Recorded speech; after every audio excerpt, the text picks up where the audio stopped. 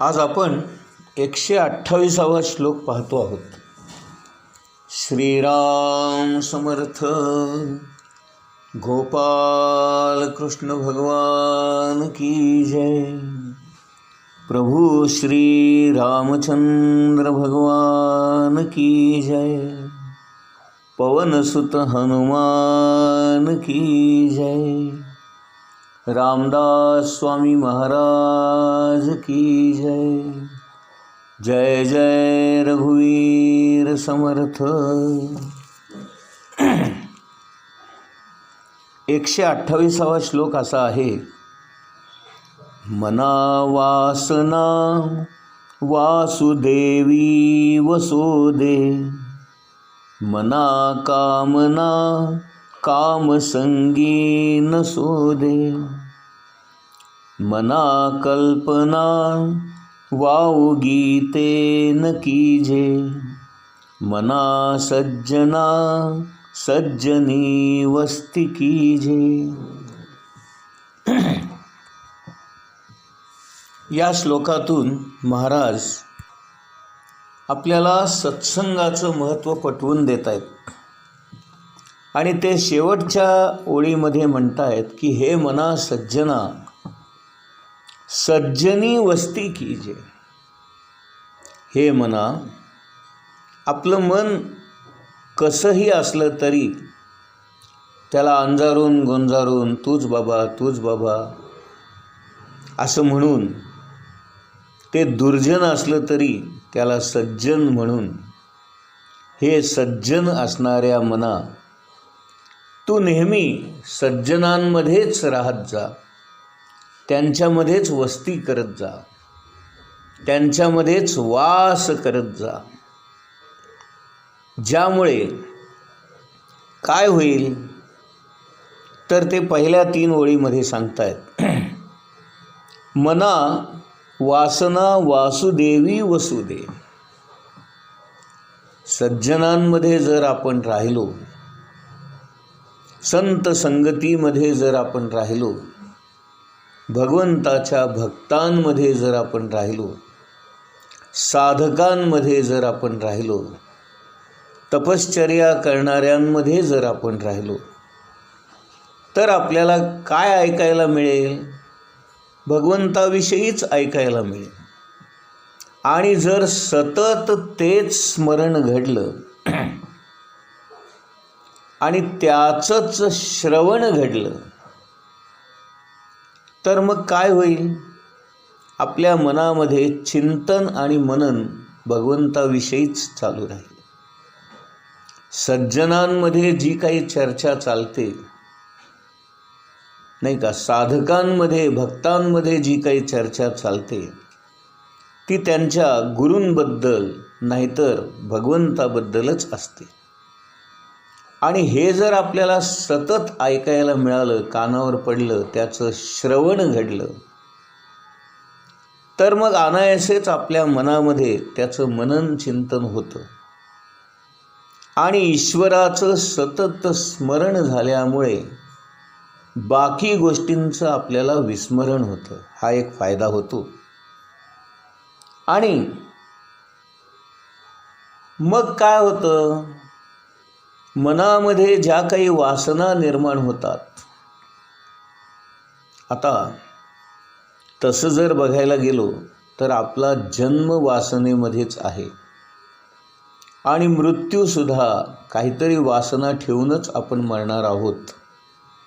जर आपल्या जीवनाची ही दोनही टोकं वासनेमध्ये असतील तर मधला काळ, जिवंतपणाचा काळ, हा वासनारहित कसा असू शकेल? म्हणजे वासनारहित आपल्याला राहताच येणार नाही. काही ना काही वासना आपल्या मनामध्ये राहणारच. आणि या वासना असतात 2 प्रकारच्या. एक सद्वासना आणि एक दुर्वासना. दुर्वासना कुणाला म्हणायचं? ज्या आपल्याला भगवंतापासून दूर नेतात, प्रपंचाकडे नेतात, संसाराकडे नेतात, बायको मुलांमध्ये अडकवतात, कर्मामध्ये अडकवतात. यांना दुर्वासना म्हणायचं. आणि सद्वासना कुणाला म्हणायचं? तर ज्या वासना आपल्याला भगवंतामध्ये खिळवून ठेवतात, भगवंताविषयी आवड निर्माण करतात, भगवंताविषयी उत्सुकता वाढवतात, त्यांना सद्वासना म्हणायचं. म्हणून रामदास स्वामी शेवटच्या ओळीमध्ये म्हणतायत, मना सज्जना सज्जनी वस्ती कीजे. हे मना, हे माझ्या सज्जन असणाऱ्या मना, तू सज्जनांमध्ये, संतांमध्ये, भक्तांमध्ये, साधकांमध्ये राहा. का? कारण त्यामुळे तुझ्या मनामध्ये सद्वासना निर्माण होतील आणि तुझ्या या वासना तुला वासुदेवामध्ये कायम वास घडवून आणतील. म्हणजे सतत तुला भगवंताच्या सहवासामध्ये ठेवतील, त्याच्या स्मरणामध्ये ठेवतील. त्याच्याबद्दलच तुला श्रवण करता येईल, मनन चिंतन करता येईल, तुला निधिध्यास लावून घेता येईल, तुला समाधी अवस्था प्राप्त होईल, तुला तल्लीनता प्राप्त होईल, तू भगवंताशी एकरूप होऊ शकशील, तुला त्याच्याबरोबर जुळवून घेण्याचा योग साधता येईल. अशा प्रकारे काय काय फायदे होतील ते पहिल्या ओळीमध्ये सांगतायत. मना वासना वासुदेवी वसुदे. म्हणजे काय? तर आपल्या मनामध्ये वासना येणारच आहेत, मग त्या सद्वासनाच असाव्यात आणि ज्या भगवंतापाशीच आपल्याला नेणाऱ्या असाव्यात. जर सद्वासनांनी आपलं मन भरलं असेल तर आपोआपच दुर्वासना मनातून निघून जातात. आणि म्हणून आपण नेहमी वासुदेवाच्या म्हणजेच भगवंताच्या म्हणजेच परमात्म्याच्या वासना मनामध्ये ठेवाव्या. दुसऱ्या ओळीमध्ये काय म्हणतायत? मना कामना कामसंगी नसू दे.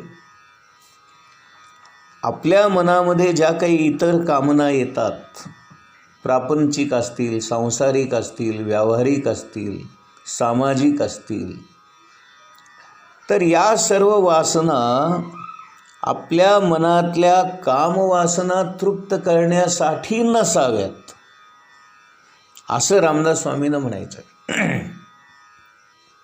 एक लक्षात घेऊया इथे एक मुद्दा. बाकीचे प्राणी आणि मनुष्य प्राणी याच्यामध्ये मुख्य फरक काय आहे?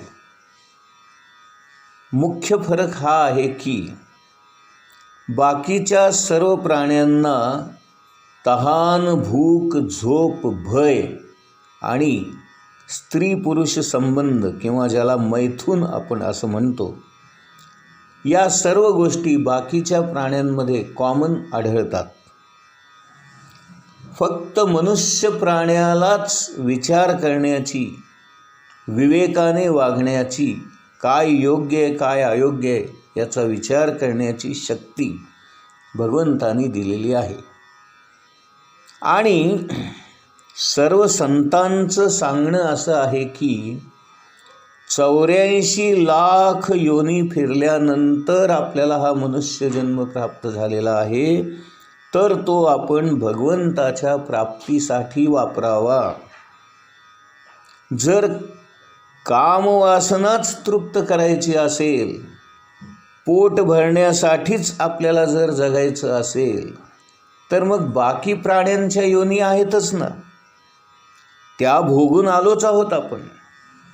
मग मनुष्य देहाची प्राप्ती होऊन सुद्धा आपण जर त्याच गोष्टी करू लागलो की ज्या बाकीच्या 84 लाख योनीमध्ये आपण करून बसलेलो आहोत, मग हा मनुष्य देह मिळण्याचा फायदा काय? म्हणून इथे रामदास स्वामी आपल्याला आग्रह धरतायत की हे मना, कामना कामसंगी नसू दे.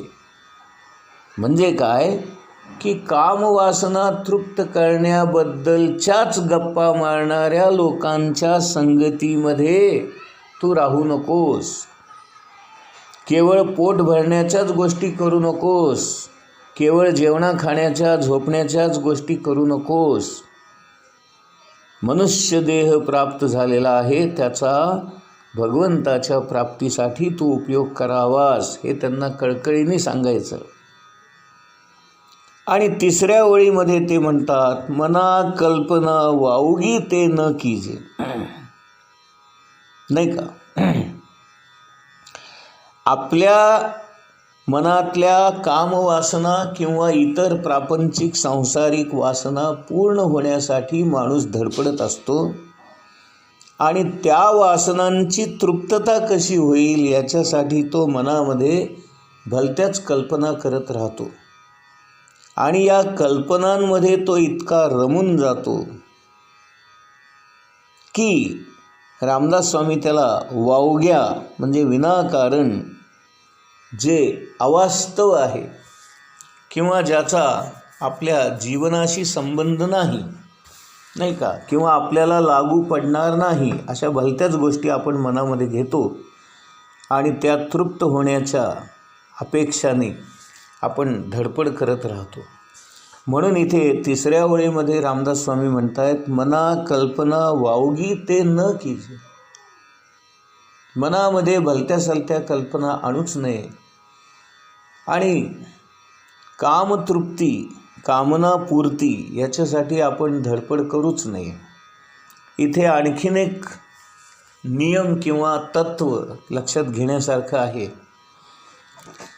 की आपण सगळेजण काहीतरी पूर्वजन्मीचं प्रारब्ध घेऊनच जन्माला आलेलो आहोत आणि आपल्या पूर्वजन्मीच्या प्रारब्धाप्रमाणे किंवा पूर्वसंचिताप्रमाणे आपल्या आयुष्यामध्ये चांगले किंवा वाईट प्रसंग घडणारच आहेत.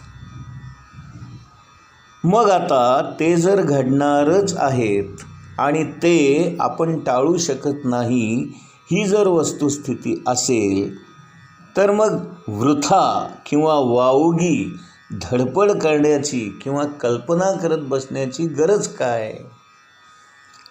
आता माझ्यासारखा एखादा सामान्य माणूस राजा होण्याची जर स्वप्न बघायला लागला तर ते शक्य आहे का? किंवा अमेरिकेने चंद्रावर यान पाठवलं, त्या यानामधून मी जावं असं जर मी मनात आणलं तर शक्य आहे का? ज्या गोष्टी मला शक्यच नाहीत किंवा माझ्याच्याने होणारच नाहीत अशा गोष्टींच्या कल्पना का करायच्या आणि का विनाकारण आपलं आयुष्य आणि आपला वेळ वाया घालवायचा.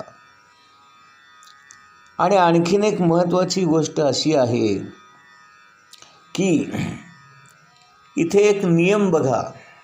हिंदीमध्ये एक फार सुंदर वाक्य, समय से पहले और भाग्य से अधिक ना किसी को कुछ मिला है ना किसी को कुछ मिलेगा.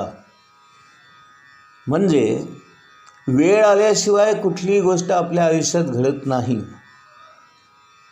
नाही का. आता हे आपण जे प्रवचन करतो आहोत, ही जी मालिका आपण सुरू ठेवलेली आहे, ही मी माझ्या वयाच्या 61व्या वर्षी करतो आहे.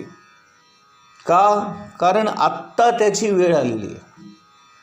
मी जर 5 वर्षापूर्वी किंवा 10 वर्षापूर्वी हे करूया असं ठरवलं असतं किंवा हा विचार जरी मी मनात आणला असता तरी मला आमच्या घरातल्याच लोकांनी वेड्यात काढलं असतं. ते म्हणाले असते, काय तरी उगीच बडबड करू नकोस, तू आणि प्रवचन करणार, तू आणि निरूपण करणार, शक्य आहे का? म्हणजे माझ्याच घरातल्या लोकांनी माझी चेष्टा केली असती. का? कारण ती वेळ नव्हती तेव्हा. मग आज का हे शक्य झालं? आज त्या गोष्टीची वेळ आलेली आहे, नाही का. जसं आज आंब्याचं झाड लावलं आणि उद्याच आंबे मिळू दे म्हणून जर एखाद्याने हट्ट धरला तर ते शक्य आहे का? कारण ते झाड वाढून, त्याची वाढ होऊन, त्याला मोहर येऊन, त्याला आंबे लागून, ते पिकेपर्यंत किंवा ते कैरी पाडाला लागेपर्यंत जो काही 10-12 वर्षाचा कालावधी जावा लागणार आहे तो जावाच लागणार आहे. मी घाई केली म्हणून किंवा मी कल्पना केल्या म्हणून किंवा माझ्या मनामध्ये आलं म्हणून ती गोष्ट काय उद्या लगेच घडणार आहे का? किंवा आणखीन एक उदाहरण देतो म्हणजे तुम्हाला पटेल. आजच लग्न झालेलं आहे आणि उद्याच मला मूल व्हावं असा जर एखाद्याने हट्ट धरला तर ते कसं शक्य आहे? कारण मूल होण्यासाठी कमीत कमी 9 महिने 10 महिने हा कालावधी निसर्ग नियमाप्रमाणे आहे. तेवढा वेळ गेल्याशिवाय आपल्याला मूल कसं होईल? म्हणून इथे रामदास स्वामी म्हणतात की भलत्याच कल्पना तुम्ही करत बसू नका आणि मनामध्ये तुमच्या वासना पूर्ण होण्यासाठी किंवा वासनांची तृप्तता होण्यासाठी किंवा कामवासना पूर्ण होण्यासाठी तुम्ही या सगळ्या कल्पना करणं आणि वासनांच्या मागे धावणं आणि त्या पूर्ण होण्यासाठी धडपड करणं या गोष्टी थांबवा. मग काय म्हणतायत ते? जे तुमच्या प्रारब्धात आहे ते जर तुम्हाला मिळणारच आहे तर मग तुम्हाला काही धडपड करायची आवश्यकताच नाही आहे, नाही का? जर असेल तुमच्या भाग्यात तर ती घडून येणार आहे. जसं आज प्रवचन घडून येतं आहे, मी काही करतोय का? नाही. भगवंत इथे सगळ्या सुखसोयी मला पुरवतो आहे, सगळ्या प्रकारची सामुग्री मला देतो आहे, सगळ्या प्रकारचे विचार माझ्या मनामध्ये देतो आहे. तोच मला शक्ती देतो आहे, तोच मला सामर्थ्य देतो आहे, तोच माझ्याकडून हे कार्य करून घेतो आहे. का? कारण त्याची इच्छा आहे. त्याच्या इच्छेने जे काही घडणार आहे ते तसंच घडणार आहे आणि आपल्याला दुसरा पर्याय नाही. म्हणून ईश्वरेच्छा बलियेसी असं जे म्हटलं जातं ते याचसाठी. आणि म्हणून सज्जनांमध्ये राहावं आणि सद्वासना धराव्यात. जय जय रघुवीर समर्थ.